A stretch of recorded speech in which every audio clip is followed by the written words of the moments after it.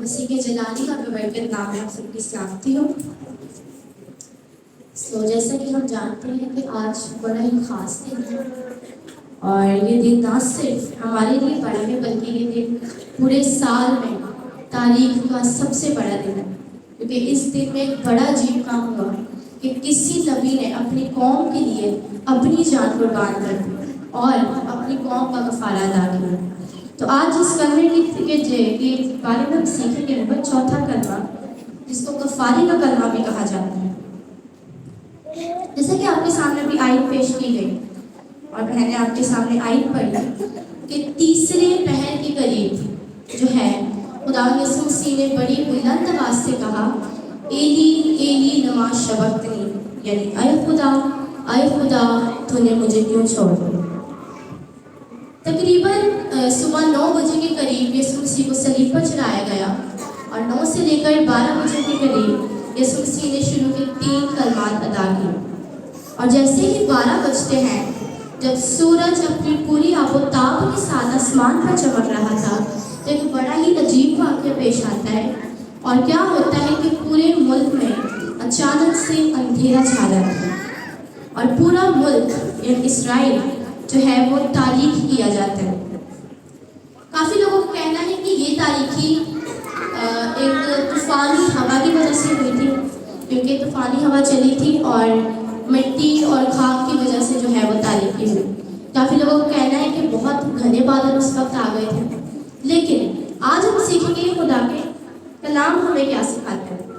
یسوع مسیح کی 33 سالہ زندگی میں یسوع مسیح نے جتنے بھی منہ سے الفاظ بیان کیے، یسوع مسیح نے جتنی بھی باتیں کہی، وہ ساری آج کے دن تک بحث موضوع، یعنی بہت سے ادیب عالم آج کے دن تک اس میں بہت سی بحث کرتے ہیں، اور ہر مذہب اپنی اپنی رائے پیش کرتا ہے، ہر بندہ اپنی رائے پیش کرتا ہے۔ آج ہم کچھ پوائنٹس کی جانب کریں گے، اور میں آپ کو بتانا چاہوں گی کہ جو تاریخی ہوئی تھی یہ کیسی تاریخی ہوئی، یا اس تاریخی کا مقصد کیا تھا۔ کلام مقدس کے مطابق ہمیں بائبل میں 3 طرح کی تاریخی کا ذکر ملتا ہے، 3 طرح کی تاریخی۔ ایک تاریخی جو خدا کے غضب کو ظاہر کرتی ہے، یعنی خدا کے غصے کو۔ دوسری تاریخی جو خدا کے غم کو ظاہر کرتی ہے، اور تیسری تاریخی جو عدالت کو ظاہر کرتی ہے۔ اس کے سارے حوالے، بہت سے حوالے ہیں، ہم مکاشفہ میں دیکھیں تو اس میں تاریخی کا ذکر 6 باب ہے۔ اس میں بتایا گیا ہے کہ آمد ثانی کے موقع پر تاریخی جو سورج جو ہے وہ تاریخ کیا جائے گا، اور چاند جو ہے وہ خون کیا جائے گا۔ اگر ہم خروج کی کتاب میں دیکھیں تو جب مصریوں پر آفتیں نازل ہوئی تھی، تو ان میں سے ایک آفت یہ بھی تھی کہ پورے مصر کو جو ہے ان کے لیے تاریخ کر دیا گیا تھا سورج کو۔ تو تاریخی یہ پہلی دفعہ نہیں ہوئی تھی، بلکہ اس سے پہلے بھی تاریخی ہو چکی تھی، اور یہ جو تاریخی جو ابھی جس کے بارے میں ہم سیکھ رہے ہیں، یہ خدا کی تینوں چیزوں کو ظاہر کرتی ہے، یعنی خدا کے غم کو، خدا کے غصے کو، اور خدا کی عدالت کو۔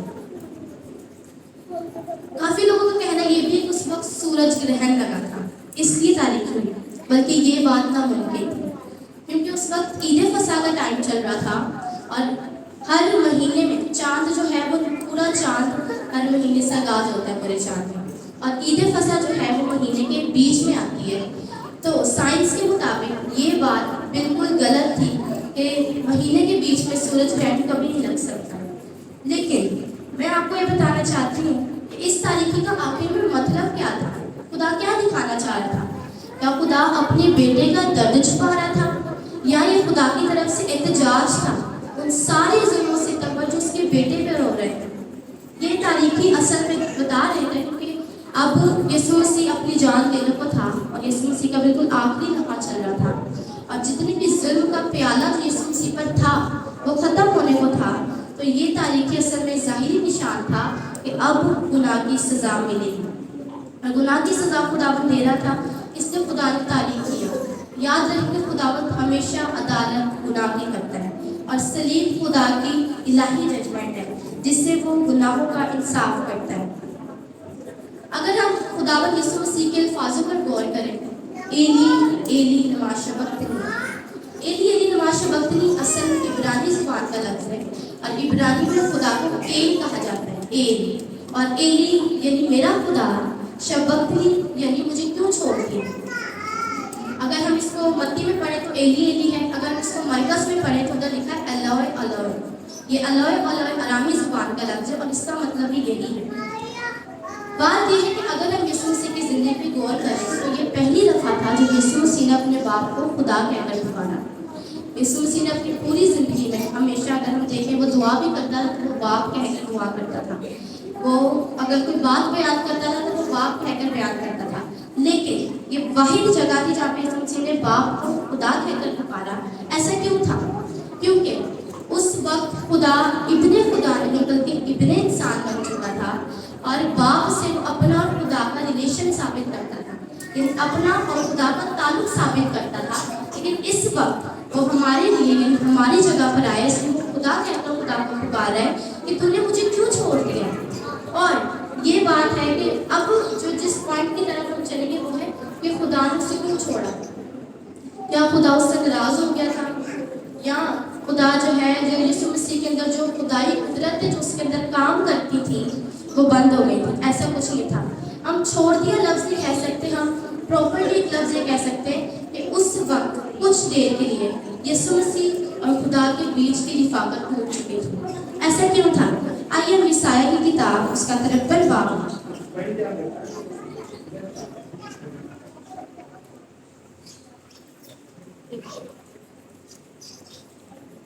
और उसकी 6 आयत पढ़ेंगे।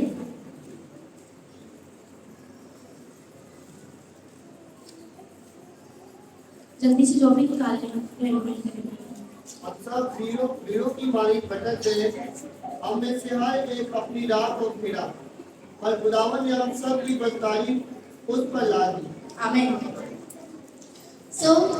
इधर कहा गया है कि हमारी यानी हम लोग आदम से लेकर सारे पुश्तों के गुनाह उसके ऊपर लाद दिए गए। यानी उस वक्त खुदा और बाप का रिलेशन, उस वक्त वो खुदा का बेटा नहीं था। उस वक्त उसके ऊपर सारी बदली जो थी वो इंसानों की उसके ऊपर लाद दी गई थी, जिसकी वजह से उसने अपने बाप को खुदा कहकर पुकारा। और आगे अगर हम हबक्कूक की किताब पढ़ते हैं,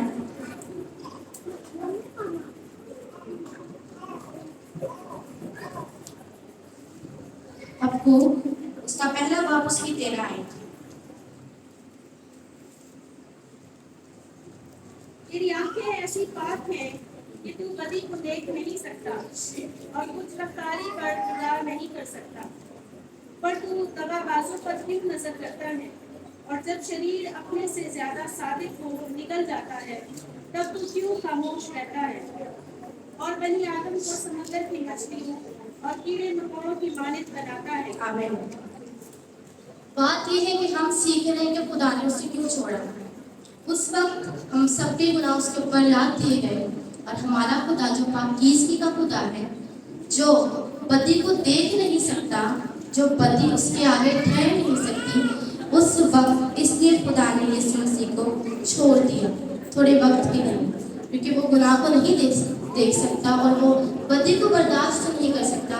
इसलिए खुदा ने अपने बेटे यीशु मसीह के साथ उस वक्त यीशु मसीह और खुदा का जो एक रिलेशन था, जो एक रिफाकत थी, आगे हम पढ़े तो लिखा है कि बास ने कहा कि ये एलिया नबी को पुकारता है।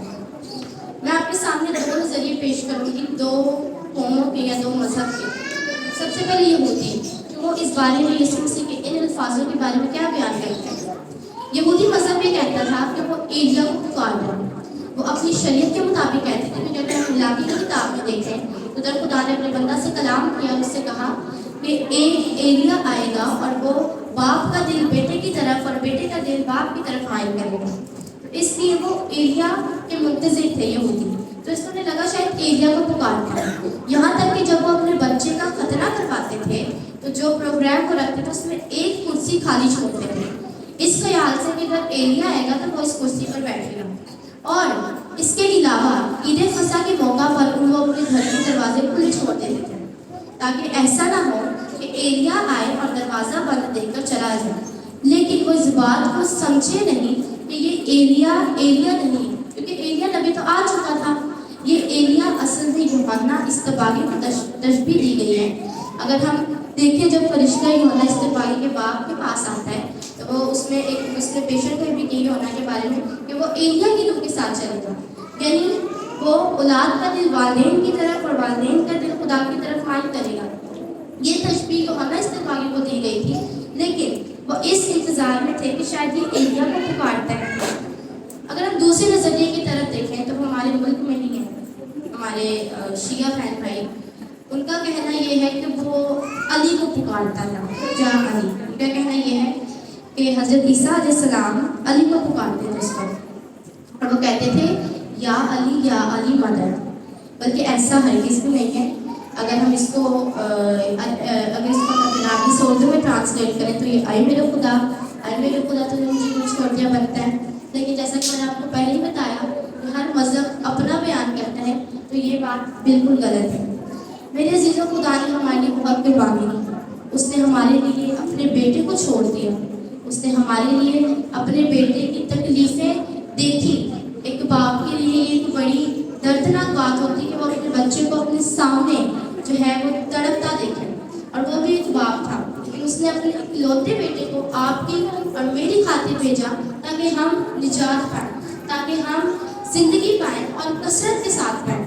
मेरे अजीज़ों, मैं आपसे कहना चाहती हूँ कि हमें भी चाहिए कि जिस तरह खुदा हमारी परवाह करता है, जिस तरह वो हमसे प्यार करता है, जिस तरह वो हमारे लिए कुछ भी करने को तैयार होता है, इसी तरह हम भी उससे प्यार करें, उसकी परवाह करें और उसके नाम को इज़्ज़त व जलाल दें कि उसने हमें इसलिए बनाया है ताकि हम उसकी हम्द व सना करें और उसका नाम ऊँचा करें और उसके नाम को इज़्ज़त व जलाल दें। तो खुदा आप सबको बरकत दे।